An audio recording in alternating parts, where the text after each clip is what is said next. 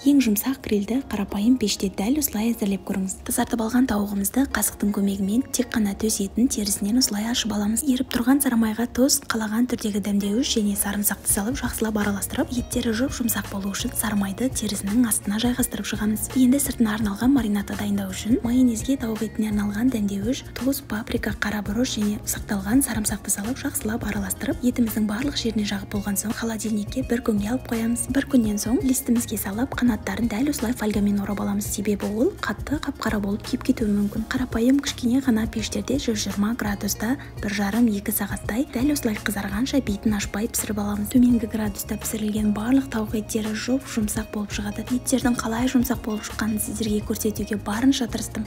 Ал сіздер міндетті түрде үй жағдайында дәл осындай қарапайым пеште әзірлеп көріңіздер. Ал маған лайктарыңызды аямай кетіңіздер.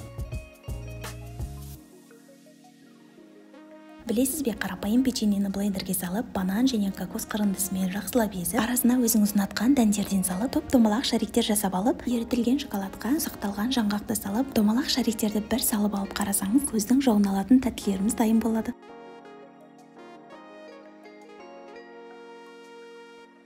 Тойымды етті пирогты әзірлеу үшін ұнға сарымай, қопсытқыш және тұзды салып, крошка дайындап, үстінен бір жұмыртқа және сметананы салып, жұп-жұмсақ қамыр дайындаймыз. Қамырды 2 бөлікке бөліп тындырып, өздеріңіз ұнатқан начинканы дайындап алсаңыздар болады. Ал мен ет, пияз, картоп және шпинат қосып жасадым. Қалауларыңызға қарай дәмдеуіштерді салып, сұйық қосуды ұмытпаңыздар. Қамырларымызды домалақ етіп жайып, ортасына начинкасын салып, екінші қамырды да жайып, үстінен қойып, дәл осылай түйіп алдым. Пирогымыз одан әрі әдемі болсын деп, шанышқының көмегімен тағы да әзендеп алдым. Енді бетін жұмыртқаның сарысына тойындырып, қызып тұрған пеште 180 градуста 30-40 минуттай қып-қызыл етіп пісіріп аламыз. Бұл етті пирог жұмсақ қана болып қоймай, әрі өте дәмді болады. Міндетті түрде дәл осы рецептпен әзірлеп көріңіздер. Ал маған лайктарыңызды аямай кетіңіздер.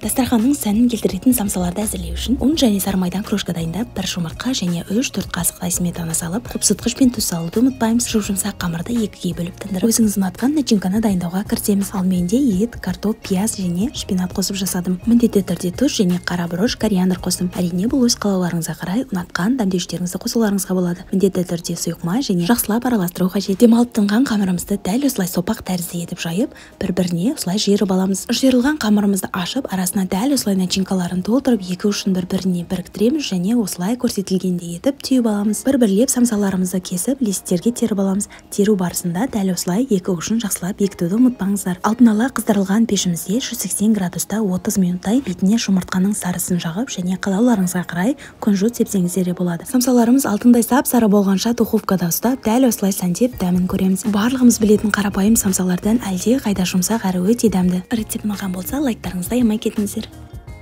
Корей халқының жұп-жұмсақ бигуди тамағын әзірлейміз. Қол күймейтіндей жылы суға, не болмаса сүтке, тұз, ашытқы, сұйық май және ұнымызды салып, жұп-жұмсақ қамыр әзірлеп, жылы жерге алып қойып, бірден начинкасын дайындауға кірісеміз. Тартылған етті жартылай қорып, үстінен соя тұздығы және пиязды салып, артынша тұз, кориандр салып, ұсақталған қырыққабат және қалауыңызға қарай құйрық май салып, 5 минуттай қорсаңыздар жеткілікті. Көтеріліп шыққан қамырларымызды домалақ бөлшектерге бөліп алып, дайындап алған начинкамызды дәл осылай жайып алынған қамырымыздың ортасына салып, әдемілеп түйіп аламыз. Қамырлары көтеріліп мақтадан жұмсақ болу үшін міндетті түрде мантываркаға терілген бигудиларды жарты сағатқа жылы жерде бетін жауып қалдыру қажет. Содан соң ғана қайнап тұрған пардың үстіне қойып 40 минуттай пісіріп аламыз. Үлпілтек бигудиларымыз дайын, міндетті түрде дәл осы рецептпен әзірлеп көріңіздер. Ал маған лайктарыңызды аямай кетіңіздер.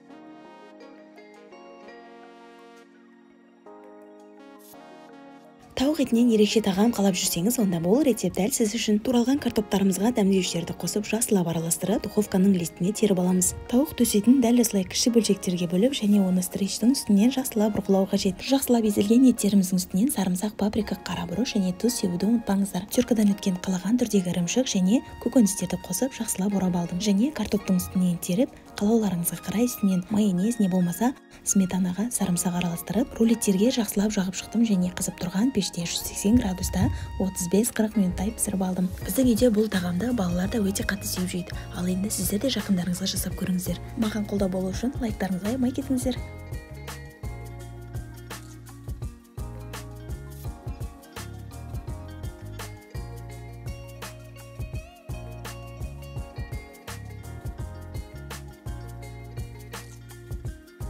Ұшақ затпен балмұздақ дәмді печенье жасау үшін бөлмеде еріп тұрған сармайға қойылтылған сүт және ұнды салып, жұмсақ қамыр дайын болған соң домалақ бөлшектерге бөліп шариктер жасап аламыз. Алдын ала қыздырылып алынған пеште бар болғаны 15 минутта дайын болатын бұл печеньелерді қалаған түрдегі шоколадпен сәндеп, міндетті түрде дәмін көріңіздер. Алмаған лайктарыңызды аямай кетіңіздер.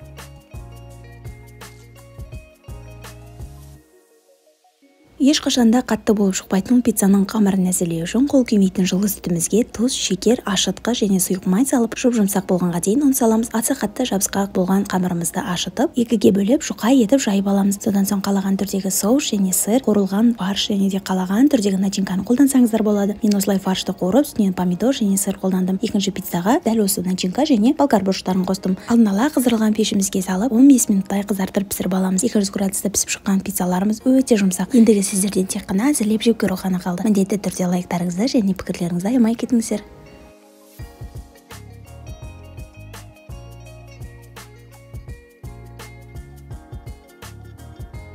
Жарылмайтын тефтелдерді әзірлеу үшін майсыз тартылған етке теркадан өткен пияздың артық суын сығып саламыз. 2 ас қасық жібітілген күріш, қара бұрыш, тұз, міндетті түрде ұн қосамыз. Жақсылап бір араластырып алғаннан соң бір көлемде етіп, осылай нығыздап алып, содан соң барып шариктер жасаймыз. Нығыздалған шариктер суда мүлдем жарылмайды. Бір аптаға тоңазытқышта сақтасаңыз да болады. Өздеріңіз ұнатқан сорпаны әзірлеп, ең дәмді дәмдегіштермен бірге 10 рет қайнатсаңыз да жарылмайтын шариктерді салып, баяу отта 30 минутқа қалдырамыз. Жарылмайтын тефтелдеріміз дайын, міндетті түрде әзірлеп көріңіздер.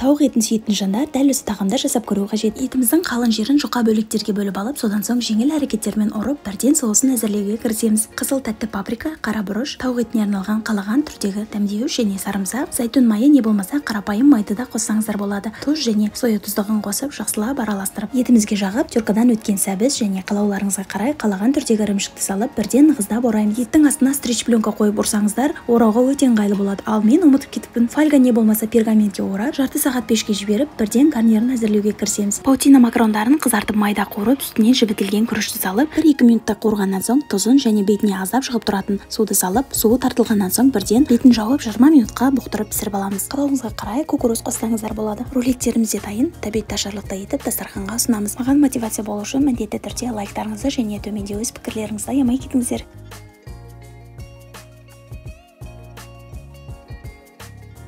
Ең бірінші дәмін көргенімде мені таң қалдырған салатты үй жағдайында жасап көруге кірістім. Тазартылған баклажандарды 4 бұрыштап турап, қытырлап тұратын баклажандар үшін кляр әзірлейміз. Ол үшін суға тұз, ұн салсаңыз жеткілікті. Енді баклажандарымызды клярға салып, бір-бірлеп қызып тұрған майда баяу отта қып-қызыл етіп қуырып аламыз. Алдын ала қайнатып және суытып алынған етімізді турап, ең дәмді соусты жасауға кірісеміз. 4-5 қасық аройд соусымызға лимон шырыны, біраз қасық тұз және сұйық май араластырып, үстінен рукола, салат жапырақтары және қайнатып алынған етімізді салып, жақсылап араластырып, дәл осылай тәрелкемізге жайғастырып, үстінен қуырып алынған қытырлақ баклажандарымызды салып, тағы да үстінен аройды соусын салып, дастарханға ұсынамыз. Ал енді бисмиллах деп дәмін көрейік.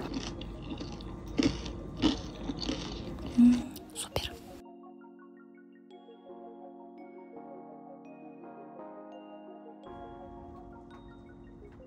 Ең жұмсақ котлеттерді әзірлеу үшін қалып қойған нандарды салқын суда жібітіп, артық суын алып тастаймыз. Котлеттер өз формасын өте жақсы ұстау үшін пиязды да дәл солай артық суын алып тастау қажет. Орташа майлы тартылған ет ерекше жұмсақтық беру үшін міндетті түрде майонез, дәміне қарай тұз, қара бұрыш, паприка, кориандр және де сарымсақ қосуды ұмытпаңыздар. Енді жақсылап араластырып форма беріп, жоғары отта екі жағын жай ғана қызартып алып, бірден фольгаға орап духовкаға жібереміз. Бұл рецепті жай ғана сақтап алмай, міндетті түрде әзірлеп көріңіздер. Котлеттер жай ғана жұмсақ қана емес, әрі өте дәмді.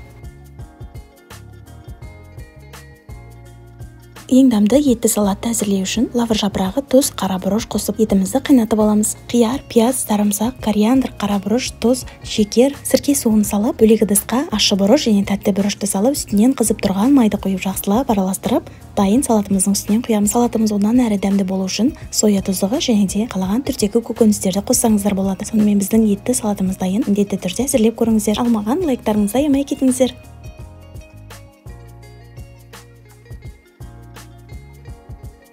Мен үшін ең дәмді салат әзірлеу үшін баклажанды тұзды суда 1 сағатқа қалдырып, содан соң суын сырғытып, қызып тұрған майда қыздартырып аламыз. Етті лавр жапырағы, қарабұрыш және тұзды суға салып 1 сағат бұқтырып қайнатамыз. Салат жапырағы, помидор, қияр, болгар бұрыштары, етімізді турап, қуырып алған баклажанның майына сарымсақ және соя тұздығын құйып, үстінен көкөністер салып, барлығын араластырып, дәмін көрсеңіз болғаны. Бұл енді сіздің де сүйікті салатыңыз болары анық. Рецепт ұнаса, лайктарыңызды аямай кетіңіздер.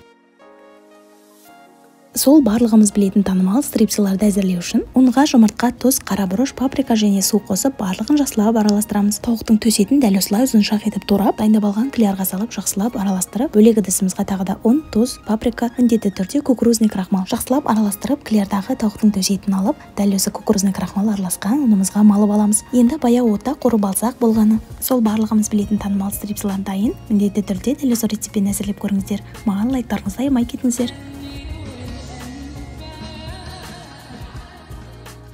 Мақтадан да жұмсақ, сүзбе қосып жасалған бұл ішке әзірлеу үшін жып-жылы сүтімізге шекер, 2 жұмыртқа және сары майды ерітіп салып, үстінен ашытқы және ұн салып жұмсақ қамыр әзірлейміз. Қамыр жылдам әрі өте нәзік болу үшін 30 градуста пеште 50 минутқа жібереміз. Көтеріліп шыққан қамырларымызды домалақ бөлшектерге бөліп алып, орташа жұқа жайып, дәл осылай кесіп аламыз да бірден салмасын жасауға кірісеміз. Өзіңіз ұнатқан сүзбе түріне 1 жұмыртқа және қалауыңызға қарай қант салып жақсылап араластырып, кукурузный крахмал қосып жіберуді ұмытпаңыз. Сол кезде артық сулары шықпайтын болады. Толтырып салмасын салып, дәл осылай етіп түйіп аламыз. Алдын ала қыздырылған пешімізде 180 градуста 30-35 минуттай қызартып пісіріп, бір дәмін көрсеңіз, үйіңізде сүзбе артып қалмайтын болады. Ендеше бұл рецепті сақтап алып, міндетті түрде маған лайктарыңызды жолдап кетіңіздер.